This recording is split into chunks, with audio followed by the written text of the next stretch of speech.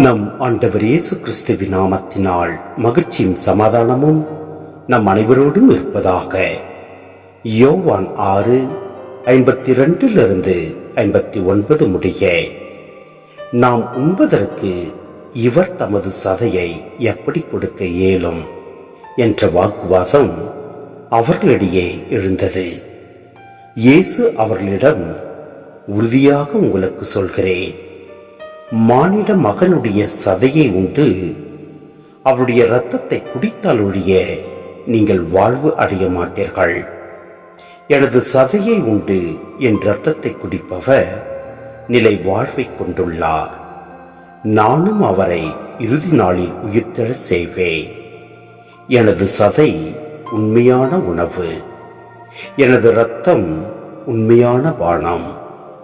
எனது சதையை உண்டு எனது இரத்தத்தை குடிப்போர் என்னோடு இணைந்திருப்பர், நானும் அவர்களோடு இணைந்திருப்பேன். வாழும் தந்தை என்னை அனுப்பினார், நானும் அவரால் வாழ்கிறேன். அதுபோல் என்னை உண்போரும் என்னால் வாழ்வர். விண்ணகத்திலிருந்து இறங்கி வந்த உணவு இதுவே. இது நம் முன்னோர் உண்ட உணவு போன்றது அல்ல. அதை உண்டவர்கள் இறந்து போனார்கள். இவ்வுணவை உண்போர் என்றும் வாழ்வர். இயேசு கப்பர்நாகமில் உள்ள தொழுகை கூடத்தில் இவ்வாறு கற்பித்தார். சிந்தனை.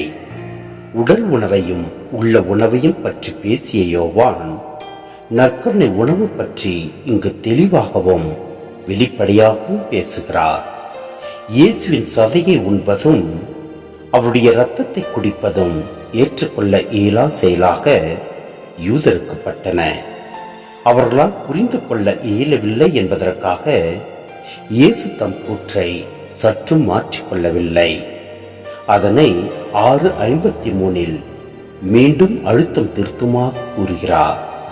அநேகமாக இயேசுவின் மனித உடல் வெறும் தோற்றமே என கூறி வந்த தோற்ற கொள்கையினரின் கருத்துக்கு எதிராக இவ்வாறு அழுத்தமாக கூறப்பட்டிருக்க வேண்டும்.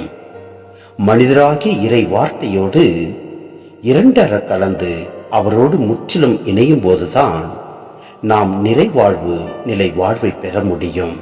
எனவே நம் ஆண்டவரில் நாம் இணைந்து வாழ்வோம்.